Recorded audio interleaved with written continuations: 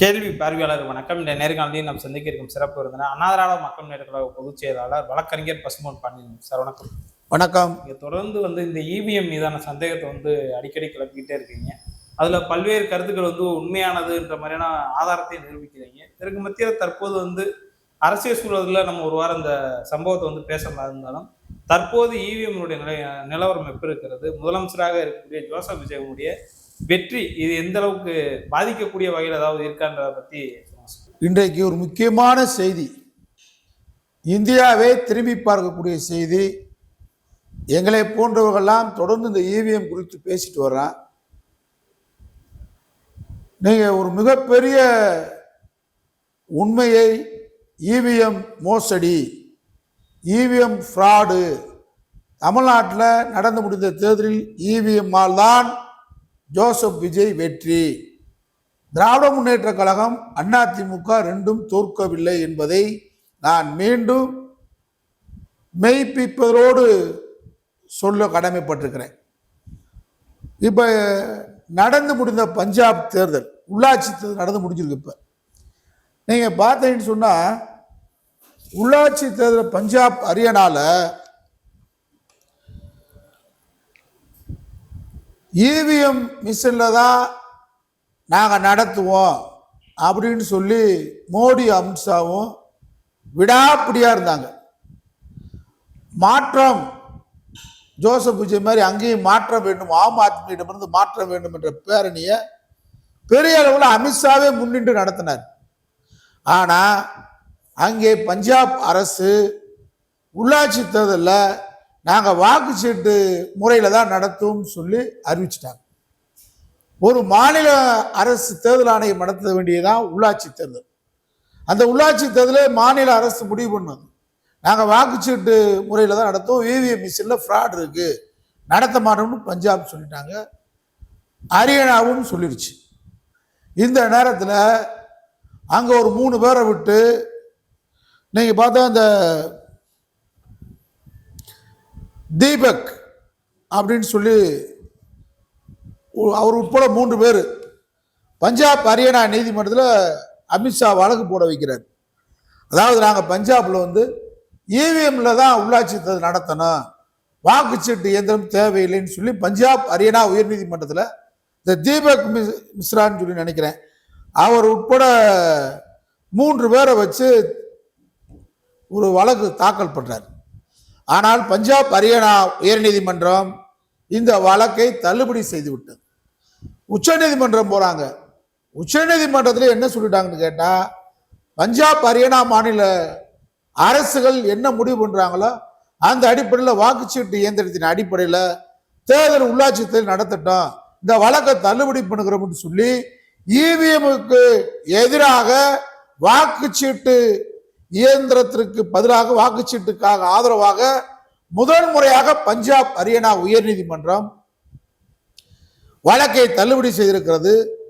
உச்ச நீதிமன்றம் தள்ளுபடி செய்திருக்கிறது. இந்த நிலையில பஞ்சாப்ல தேர்தல் நடத்தப்பட்டது, உள்ளாட்சி தேர்தல். இந்த உள்ளாட்சி தேர்தலில் நீங்க சுயேட்சையில விட டெபாசிட் இழந்து மாபெரும் தோல்வியை பாஜக சந்திச்சிருக்கிறது. அப்போ பாஜகவுடைய வெற்றி எதில் அடங்கியிருக்குன்னு கேட்டா, இவிஎம் இயந்திரம். இவிஎம் இயந்திரம் இல்லாம இந்தியா முழுவதும் தேர்தல் நடத்தப்பட்டால், நாடாளுமன்ற தேர்தல் நடத்தப்பட்டால் பாஜக ஒரு சீட் கூட வராது. திரும்பவும் தமிழ்நாட்டில் இந்த இடைத்தேர்தல் 5 இடைத்தேர்தல் வருதுன்னு சொல்றாங்கல்ல, திருச்சி கிழக்கு உட்பட 5 இடைத்தேர்தலில் வைங்க, நீங்க பார்ப்போம், வாக்குச்சீட்டு இயந்திரத்தை வைங்க, ஜோசப் விஜய் கட்சியெல்லாம் டெப்பு போகும். இது உறுதி, அதில் மாற்றம் இல்லை. அதுக்கு நான் ஆதாரத்துடன் நிரூபிக்கிறது, பஞ்சாப்ல மொத்தம் 1977 இடங்களில் உள்ளாட்சி தேர்தலில் பிஜேபி 172 இடங்கள்ல தான் வெற்றி பெற்றிருக்கு. அது எந்த இடம்? அவங்களுக்கு சாதகமான இடம், இந்தியா பூரா தெரிஞ்ச இடம், பதான்கோட். பதான்கோட்ல அங்க மாபெரும் தோல்வியை சந்திச்சிருக்கு பிஜேபி. பதான்கோட் தெரியுமில்ல உங்களுக்கு? அதை காமிச்சு தானே இந்தியா பூரா நாங்கள் இந்தியாவை காப்பாற்ற போறோம்னு சொல்லி ஒரு ஃப்ராடு விட்டாங்க. அந்த இடங்கள்ல மாபெரும் தோல்வி சந்திச்சிருக்கு. நீங்க அதை விட 1257 இடங்களில் வாக்குச்சீட்டு இயந்திரம் இல்லாம வாக்குச்சீட்டு முறையால் பாஜக தோல்வியை சந்தித்திருக்கிறது பஞ்சாப் ஹரியானா உள்ளாட்சி தேர்தல்ல. அதனாலதான் நாங்க சொல்றோம், இன்னைக்கு ஆம் ஆத்மி கட்சி இதை முன்னின்று இந்தியாவில முதன்மை கட்சியாக இதை எடுத்து போயிருச்சு. இவிஎம் காலி பண்ணாதான் நம்ம ஜெயிக்க முடியும்ன்றத நீதிமன்றங்கள் மூலமாக இன்றைக்கு வெற்றி பெற்று மிகப்பெரிய வெற்றியை உள்ளாட்சி தேர்தலில் பஞ்சாப் ஹரியானா மாநிலத்தில் வாக்குச்சீட்டு இயந்திரத்தால் ஆம் ஆத்மி கட்சி மிகப்பெரிய வெற்றியை பெற்று 1257 சுயேட்சை விட கீழே போயிருக்கு பாஜக. அப்ப பாஜக வெற்றி எதில் அடங்கியிருக்கு? இவிஎம். அவங்க வெற்றி பெற வைக்கிற ஜோசப் விஜயுடைய வெற்றி எதில் அடங்கியிருக்கு? மிஷின். குளத்தூர்ல ஜெயிச்சுட்டாரா? பாபு ஜெயிக்கக்கூடிய ஆற்றலாளரா? தகுதி இருக்கா? அப்ப மிகப்பெரிய சூட்சம் எதில் இருக்குன்னா இதான். இத நம்மளும் இங்க போராடுங்கன்னு சொன்னா திமுக வாயை திறக்க மாட்டேன்னுது. எடப்பாடி பழனிசாமி வாய் திறக்க மாட்டேன்றாரு. நானு நம்முடைய அப்துல் கலாமுடைய முன்னாள் ஆலோசகர் அருமை சகோதரர் பொன்ராஜ் உள்ளிட்ட நாங்க தான் பேசிட்டு இருக்கோம். ஐயநாதன் பேசுறாரு. ஏன் நீங்க இந்த வாக்குச்சீட்டு ஆம் ஆத்மி இந்தியாவிலே முதன்மை எடுத்திருக்கு. இவிஎம் இயந்திரத்தை ஒழித்தாதான் பாஜக ஒழிக்க முடியும்.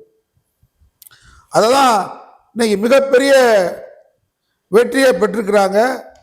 இதுல நீங்க உங்களுக்கு ஆஜரான வக்கீல் யார் தெரியுமா? இதுல பிஜேபி தான் இருக்குன்னு சொல்றதுக்கு உதாரணம், இந்த வழக்குகளில் இவிஎம் இயந்திரம் தான் வேண்டும் என்று பாஜகவுக்கு மிக நெருக்கமான, மோடிக்கு மிக நெருக்கமான வக்கீல் சேத்தன் மித்தல், அவர் தான் அவங்களுக்கு ஆதரவு ஆஜராக இருக்கிறார். அவர் ஆஜராகியும் நீதிமன்றம் வழக்கை தள்ளுபடி செஞ்சிருக்கு.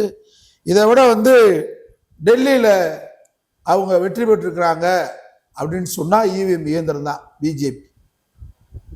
இப்ப இந்த நம்முடைய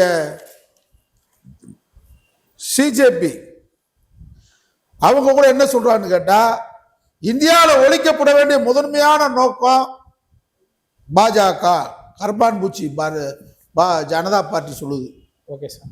அவங்களும் என்ன சொல்றாங்க, இந்த இவிஎம் இயந்திரத்தை ஒழிக்கணும். தேர்தல் ஆணையம் தப்பு பண்ணா தேர்தல் ஆணையர்களை யுஏபிஏ சட்டத்தின் கீழே நடவடிக்கை எடுக்கணும் அப்படின்னு சொல்லி இன்னைக்கு புதுசாக கிளம்பிருக்கக்கூடிய கரப்பான் பூச்சி ஜனதா பார்ட்டி கூட இன்னைக்கு சொல்லியிருக்கிறாங்க. அதோட நேற்று ஒரு ஊடகவியாளர் நான் இதில் பார்த்தேன், அவர் ஒரு தெளிவான விளக்கத்தை சொல்லுகிறார்.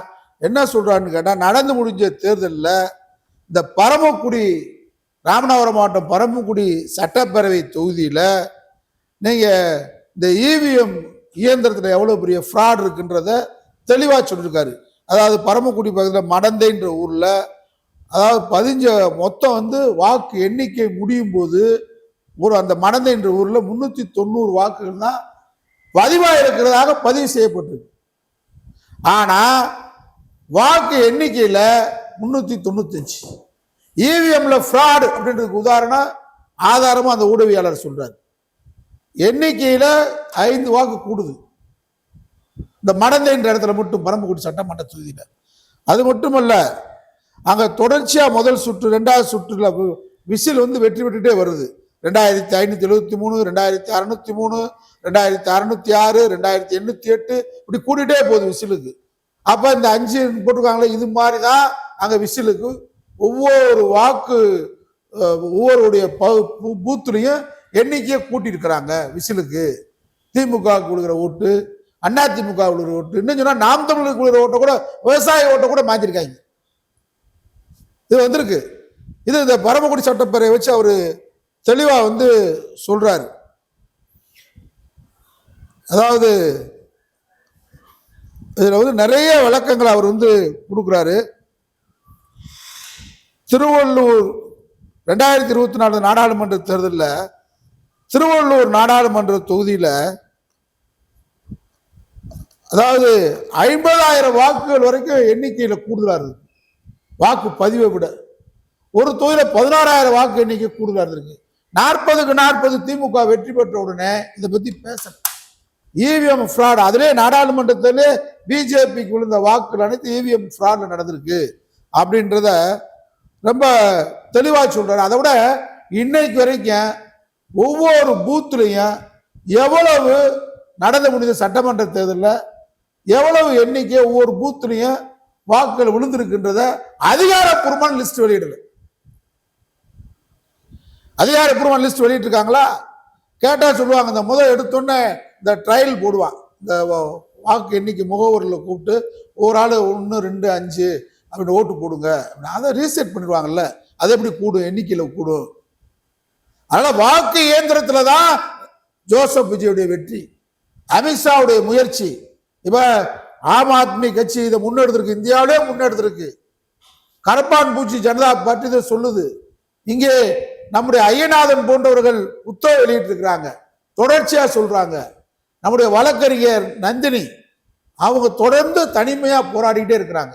இப்ப நான் இதை சொல்லிக்கிட்டே இருக்கேன், ஏன்னா நான் எல்லா தொகுதிக்கும் போயிட்டு வந்த ஆளு. நாடாளுமன்ற தேர்தலுக்கு முழுமையா தேர்தல் பிரச்சாரம் பண்ணேன். சட்டமன்ற தேர்தலையும் திராவிட முன்னேற்ற கழகம் மதச்சார்பற்ற கூட்டணியை ஆதரிச்சு பிரச்சாரம் பண்ணிட்டு வந்தேன். எனக்கு மக்களுடைய மனநிலை, மன ஓட்டம் தெரியும். அதனால இவிஎம்னாலதான் பாஜக இந்தியா முழுவதும் 3வது முறையாக மோடி வெற்றி பெற்றிருக்கிறார். அவர் ஆதரிக்கக்கூடிய நிதிஷ்குமாரா இருந்தாலும், அவர் ஆதரிக்கக்கூடிய கூட்டணியில் இருக்கக்கூடிய இங்கே பவன் கல்யாண் போன்றவர்களா இருந்தாலும், அவங்கள ஆதரிக்கக்கூடிய அவங்க நினைக்கிறவங்க தான் வெற்றி பெற முடியும். ஜோசப் விஜய் இவிஎம்மால் தான் வெற்றி பெற்றிருக்கிறார். இந்த முயற்சியை நம்ம தொடர்ந்து உள்ளாட்சி தேர்தலில் பார்ப்போம். இல்ல ஜோசப் விஜய்க்கு தைரியம் இருந்தா, வீரம் இருந்தா, ரோசம் இருந்தா திருச்சி கிழக்கு இவிஎம் இயந்திரம் இல்லாம வச்சு பார்த்து சந்திப்போம், ஜெயிச்சிட்டு பார்ப்போம். அமித்ஷாவுடைய முயற்சியால வெற்றி பெற்றிருக்காரு. ஆனா இவிஎம் இயந்திரத்தை ஒழிக்கணும். இவிஎம் இயந்திரத்தை ஒழிக்காம வாக்குச்சீட்டு முறையில் தேர்தல் நடந்தா நிச்சயமா வெற்றி பெற முடியாது. அப்படி வெற்றி பெறணும்னா பிஜேபி ஆதரவு வேணும். பிஜேபி ஆதரவோட இந்த நாட்டில் பாசிச பாரதிய ஜனதா ஆதரவோட அரசியல் பண்ண முடியுமா? நாட்டுக்கு கேடு இல்லையா? ஜோசப் விஜய் இந்த நாட்டுக்கு பிடிச்ச கேடு. இந்த கேடை களைய வேண்டும் என்றால் இவிஎம் இயந்திரம் என்ற கேட்டை களைய வேண்டும். அதற்காக ஆம் ஆத்மி இன்றைக்கு மிகப்பெரிய முன்னெடுப்பை எடுத்திருக்கிறது. உச்ச நீதிமன்றமும் இவிஎம் இயந்திரம் தேவையில்லை, மாநில அரசுடைய முடிவை கட்டுப்படுறதுனாலதான் பஞ்சாப்ல சுயேட்சையோட கேவலமான ஓட்டுகளை வாங்கியிருக்கு. ஆகவே வாக்குச்சீட்டு மூலமாக தேர்தல் நடத்துவதற்கு தொடர்ந்து போராடுவோம். சார் நன்றி.